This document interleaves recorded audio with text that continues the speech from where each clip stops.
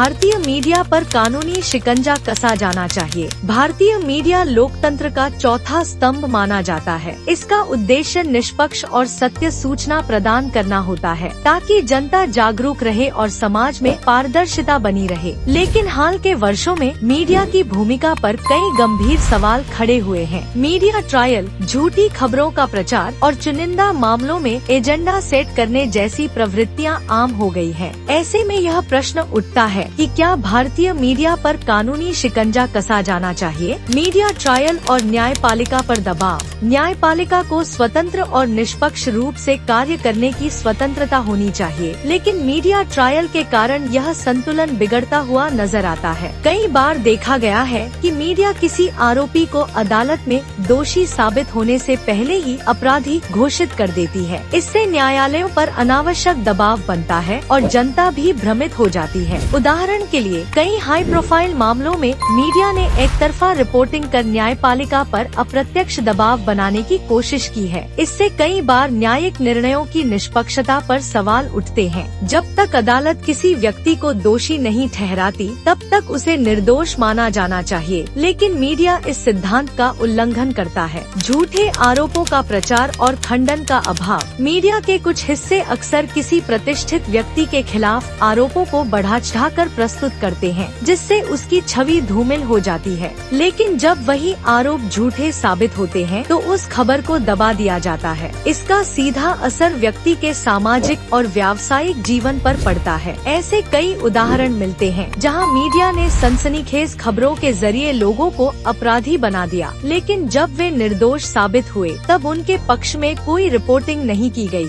यह असंतुलन दर्शाता है कि मीडिया को स्वच्छंदता की नहीं बल्कि जवाबदेही की आवश्यकता है। पत्रकारों की गलतियों को छिपाने की प्रवृत्ति। जब मीडिया किसी अन्य क्षेत्र के लोगों की आलोचना करता है तो उसे पूरी छानबीन और प्रमाण के साथ करना चाहिए। लेकिन विडंबना यह है कि जब स्वयं मीडिया संस्थानों और पत्रकारों पर आरोप लगते हैं तो उन्हें दबाने की कोशिश की जाती है। भ्रष्टाचार, फेक न्यूज और व्यक्तिगत हितों के लिए खबरों को तोड़मरोड़ कर पेश करना, ये सब मीडिया में आम हो चुका है। कुछ मीडिया संस्थान बड़े कॉरपोरेट घरानों और राजनीतिक दलों के इशारे पर काम करते हैं। इसके कारण निष्पक्ष पत्रकारिता कमजोर होती जा रही है और जनता तक सही सूचना नहीं पहुंच पाती। यह भी एक कारण है कि मीडिया पर कड़े कानूनी नियंत्रण की आवश्यकता महसूस हो रही है। मीडिया पर नियमन की आवश्यकता। नैतिकता और आचार संहिता। मीडिया संगठनों के लिए एक सख्त आचार संहिता लागू की जानी चाहिए ताकि वे किसी भी खबर को प्रस्तुत करने से पहले उसके तथ्यों की गहन जांच करें। फेक न्यूज के खिलाफ सख्त कार्रवाई। झूठी खबरें फैलाने वाले मीडिया हाउसों और पत्रकारों पर कानूनी कार्यवाही की जानी चाहिए। न्यायपालिका की स्वतंत्रता सुनिश्चित करना। किसी भी मामले की सुनवाई से पहले मीडिया ट्रायल को प्रतिबंधित किया जाना चाहिए ताकि न्यायपालिका स्वतंत्र रूप से अपना कार्य कर सके। स्वतंत्र नियामक संस्था। मीडिया की गतिविधियों पर नजर रखने के लिए एक स्वतंत्र नियामक संस्था होनी चाहिए जो मीडिया की निष्पक्षता और सत्यनिष्ठा को सुनिश्चित करे। भारतीय मीडिया की स्वतंत्रता लोकतंत्र के लिए आवश्यक है, लेकिन यह स्वतंत्रता अराजकता में न बदले। इसके लिए कड़े नियम कानून जरूरी है। मीडिया की जवाबदेही तय करने से न केवल पत्रकारिता की विश्वसनीयता बढ़ेगी, बल्कि जनता तक सही और निष्पक्ष जानकारी भी पहुंचेगी।